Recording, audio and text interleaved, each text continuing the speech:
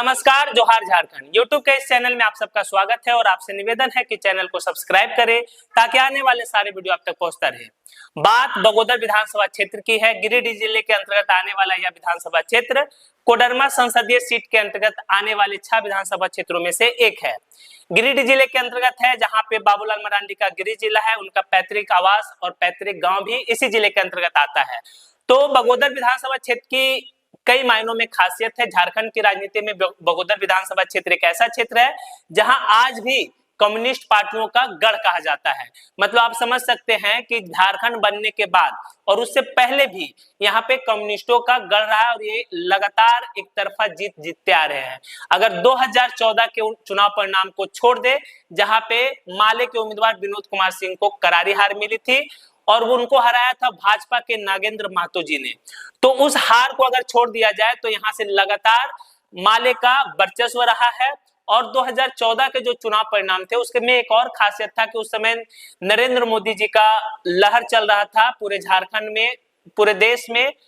और सबसे बड़ा कारण था 2014 में जो चुनाव हार हुआ, उसमें महागठबंधन के जो पार्टियां हैं, जो जिसमें झारखंड मुक्ति मोर्चा, आरजेडी, कांग्रेस और लेफ्ट की पार्टियां, ये अलग अलग चुनाव लड़ रही थी, जिसका फायदा बीजेपी को मिला। और उसके साथ ही साथ बाबूलाल मरांडी की पार्टी जेवीएम से यहाँ पर एक मुस्लिम उम्मीदवार थे, जिससे कि महागठबंधन के वोटों में बिखराव हुआ और जिसके कारण बीजेपी को यहाँ फायदा मिला। और 2014 में बीजेपी के उम्मीदवार नगेंद्र महतो जी ने शानदार जीत दर्ज की। झारखंड के बदलते राजनीतिक परिवेश में जहां एक और बाबूलाल मरांडी जी का पार्टी झाविमो का विलय बीजेपी में हो चुका है, वहीं आंदोलनकारी नेता टैगर जयराम महतो की पार्टी का उदय झारखंड की राजनीति में शानदार तरीके से हो चुका है। इन बदलते परिस्थितियों में बगोदर विधानसभा क्षेत्र का क्या परिस्थिति बदलने वाला है, तो मैं दावे के साथ कह सकता हूं कि अगर महागठबंधन की पार्टियां एक साथ चुनाव लड़ती है, जिसमें झामुमो, कांग्रेस, आरजेडी और लेफ्ट की पार्टियां अगर एक साथ गठबंधन के तहत चुनाव लड़ती है, तो बगोदर विधानसभा क्षेत्र में महागठबंधन को कोई नहीं हरा सकता है, चाहे वो एनडीए हो या टैगर जयराम महतो की पार्टी हो। यहाँ का जो समीकरण है वो महागठबंधन के अनुकूल है। यहाँ पर कॉमरेड विचारधारा के लोग, कम्युनिस्टों के कैडर वोट यहाँ पर सर्वाधिक है और वो सभी जातियों में है। उनके कैडर वोट सभी जातियों में हो, चाहे वो पिछड़ी जातियां हो, अति पिछड़ी हो, अनुसूचित जाति हो, अनुसूचित जनजाति हो या सवर्ण मतदाता हो। अगर बगोदर विधानसभा क्षेत्र में अनुसूचित जाति के मतदाताओं की संख्या की बात करें तो वो 40,221 है, जो कुल वोटर्स का लगभग 13% है। इसके बाद अगर अनुसूचित जनजाति की बात करिएगा तो उनके मतदाताओं की संख्या मात्र 7,327 है, जो कुल वोटर्स का लगभग 2.5% है।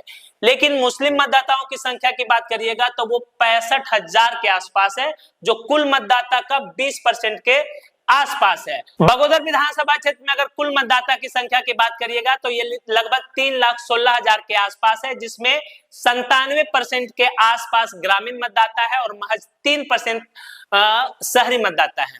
झारखंड बनने के बाद अगर यहाँ के प्रतिनिधित्व की बात करिएगा तो 2005 में विनोद कुमार सिंह, 2009 में विनोद कुमार सिंह और 2014 में नागेंद्र महतो, उसके बाद 2009 में विनोद कुमार सिंह। और झारखंड बनने से पहले विनोद कुमार सिंह के पिता स्वर्गीय महेंद्र प्रसाद सिंह यहाँ से चुनाव जीतते रहे हैं। पिछले चुनाव परिणाम की बात करिएगा तो यहाँ पे विनोद कुमार सिंह को वोट मिला था 98,221, नगेंद्र महतो को वोट मिला था 83,656 और रजनी कौर जो बाबूलाल मरांडी के पार्टी से लड़ रहे थे उनको वोट मिला था 8,749 और आजसू के टिकट पर अनूप कुमार पांडे थे, उनको वोट मिला था 51,000। तो लगभग आप 15,000 वोटों के अंतर से यहाँ से विनोद कुमार सिंह को शानदार जीत मिली। 2014 में नागेंद्र महतो को वोट मिला था 74,898, वहीं विनोद कुमार सिंह को वोट मिला था 70,559। लेकिन मोहम्मद इकबाल जेवीएम के थे, उनको वोट मिला था 16,823 और छोटेलाल प्रसाद जो झामुमो के थे उनको वोट मिला था 7,222। निर्मल राणा 4,000 वोट लाए थे, पूजा चटर्जी 3,000 वोट लाए थे और एमडी सलीम अख्तर को 2,000 वोट मिला था। तो इसी चुनाव में माले के प्रत्याशी विनोद कुमार सिंह को हार मिला था, वो इस कारण क्योंकि वहां झामुमो अलग लड़ रही थी और करीब 7,000 वोट लाई थी। मुकाबला त्रिकोणीय होगा। एक तरफ महागठबंधन से प्रत्याशी होंगे विनोद कुमार सिंह, ये तय है क्योंकि अभी से लोकसभा चुनाव में ये पार्टियां एकजुट होकर लड़ी थी, तो तय है कि विधानसभा चुनाव में भी एक साथ लड़ेगी और यहां से महागठबंधन के प्रत्याशी के तौर पर होंगे विनोद कुमार सिंह, जिनके जीत की संभावना सबसे ज्यादा है।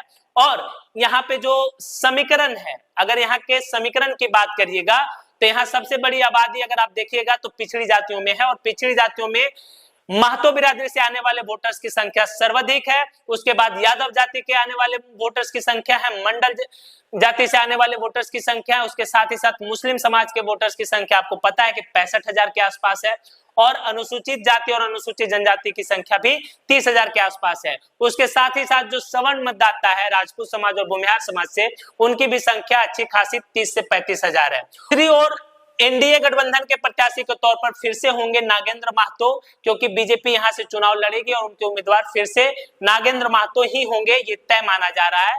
हालांकि पार्टी क्या फैसला करती है वह आने वाले कुछ दिनों में पता चल ही जाएगा।